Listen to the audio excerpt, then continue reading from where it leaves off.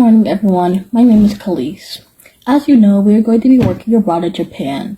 And as exciting as it sounds, Japan is very different from America, and we need to make sure that when we go over there, we are as respectful as possible.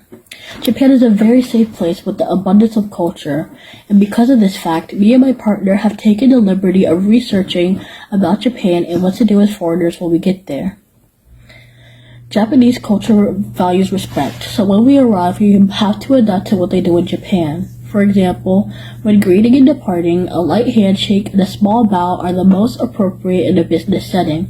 It is also very important that when you meet someone, you don't use direct eye contact. That is seen as a sign of disrespect and will offend our hosts. Personal space is also heavily valued, so it's best to keep a reasonable distance and refrain from physical contact with the people that we meet.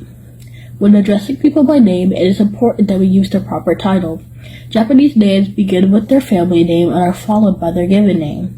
You can also address them as Mr., Mrs., or Miss, followed by their surname like we do in America. Nicknames, on the other hand, are not acceptable, for we will be in a business setting.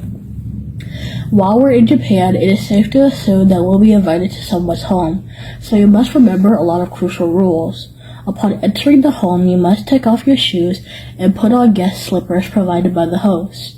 Afterwards, we will follow our host and refrain from touching things without permission. When invited to someone's home, it is appropriate to bring along gifts for the host. A few gifts that are acceptable are flowers, cakes, chocolates, or expensive fruits like melons. Japan's table manners also differ from what we're used to in America. At a restaurant, expect our hosts to order for the table. If you have a preference on the food you'd like, you can speak to the host about it, but otherwise we must trust our host's judgment.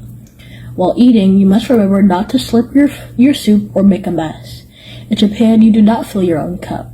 You make sure everyone else has a full cup and they will do the same for you.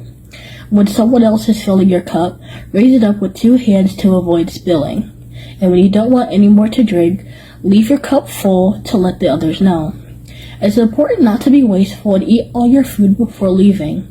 And lastly, traditional restaurants do not take tips because your bill usually already has a service charge. In public, it is not appropriate for you to blow your nose or walk around eating or drinking on the street. It is seen as rude and disrupts others. It's best to eat and drink by the vending machines instead of walking around.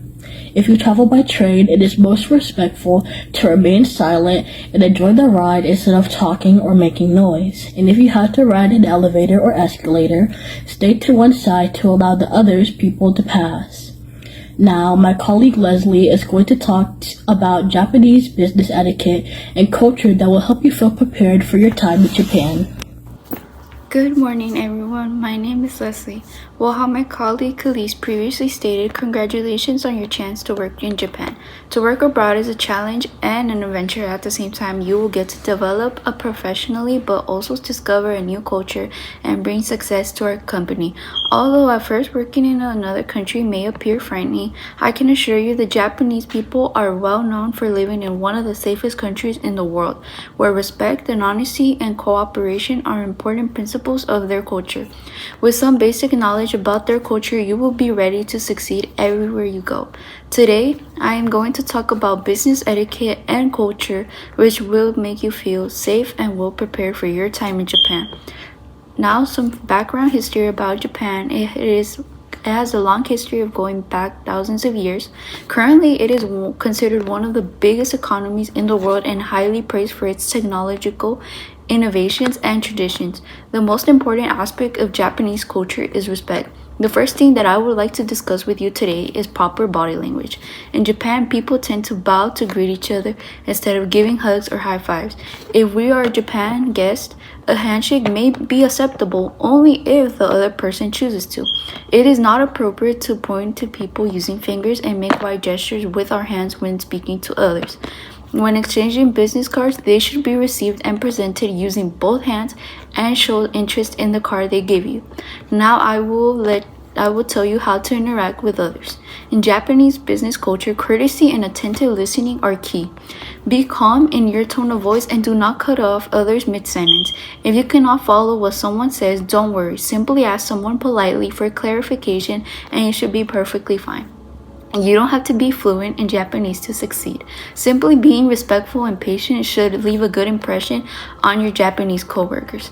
Now let's talk about how you should dress yourself up. The professional appearance in Japan is a serious matter.